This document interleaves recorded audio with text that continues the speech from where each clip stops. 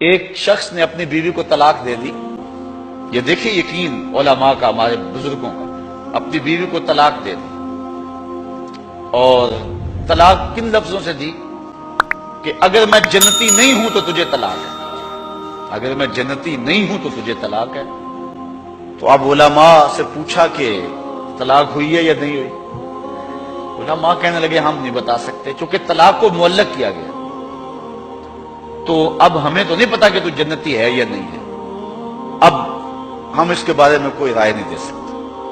قاضی ابو یوسف علیہ رحمہ، امام اعظم امام ابو حنیفہ کے شاگرد، ان کے پاس مسئلہ گیا. آپ نے شخص کو بلایا، کہا کبھی ایسا ہوا ہے کہ کسی عورت نے تجھے دعوت گناہ دی ہو اور تو نے کہا ہو میں اللہ سے ڈرتا ہوں؟ اس نے کہا ہاں ایک مرتبہ زندگی نہیں ہوا. کہا تیری بیوی کو پھر کوئی طلاق نہیں، اس لیے کہ حضور نے فرمایا ہے کہ وہ شخص جس کو کسی عورت نے دعوت گناہ دی اور اس نے کہا میں اللہ سے ڈرتا ہوں، فرمایا کل قیامت کے دن جب کوئی سایہ نہیں ہوگا یہ بندہ عرش کا سایہ پائے گا. تو کہا پھر پکی بات ہے کہ تو جنتی ہے، تو جہنم میں جا ہی نہیں سکتا کیونکہ یہ رسول اللہ کا وعدہ ہے. اللہ اکبر. تو اتنا یقین تھا ان باتوں پہ ہمارے بزرگوں کو، اس لیے کہا یہ حضور کی حدیث ہے، اگر یہ بات ہے تو کوئی طلاق نہیں. قاضی ابو یوسف نے فتویٰ دیا نظر کی حفاظت کی توفیق دے، خیالوں کو پاکیزگی دے دے. میں ایک شخص کو جانتا ہوں جس کو دعوت گناہ دی گئی لیکن اس نے اپنی آبرو کی حفاظت کی. رات کو سویا تو حضرت میاں میر علیہ رحمہ خواب میں ملے. اللہ اکبر. اور آپ نے فرمایا تجھے مبارک ہو، تو نے سنت یوسفی ادا کی ہے. کیسا حسن تھا، کیسا جمال تھا جناب یوسف کا.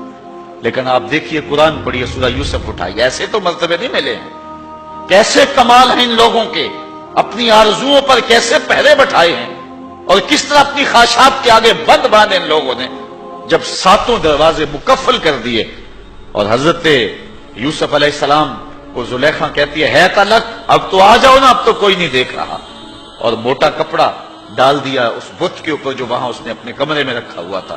حضرت یوسف علیہ السلام بولے کالا معاذ اللہ، تو موٹا کپڑا ڈال کے اپنے خدا سے چھپ گئی ہے، میرا خدا تو ساتویں کوٹڑی میں بھی دیکھ رہا. اور پھر اتنی روشنی برسی، اتنے اجالے برسے، گناہ کیا، گناہ کا تصور بھی محال ہو. وَرَجُلٌ ذَكَرَ اللَّهَ خَالِيًا فَفَاضَتْ عَيْنَاهُ، وہ شخص جس نے تنہائی میں اللہ کا ذکر کیا، کوئی دیکھنے والا نہیں تھا، ریا کا شائبہ بھی نہیں تھا، تنہا بیٹھا ہوا تھا، سحری کا وقت تھا، مصلی بچھا ہوا تھا، اور وہ اللہ کا ذکر کرنے لگا. پھر ذکر کا سرور من میں اترنے لگا. پھر کیا ہوا؟ فَفَاضَتْ عَيْنَاهُ، خوف خدا کی وجہ سے اس کی آنکھ میں آنسو آ گئے، اللہ کی یاد میں، اللہ کے ذکر میں رونے لگا. حضور فرمایا کل قیامت کے دن جب کوئی سایہ نہیں ہوگا، اس ذاکر کو اللہ اپنے عرش کا ٹھنڈا سایہ نصیب فرمائے.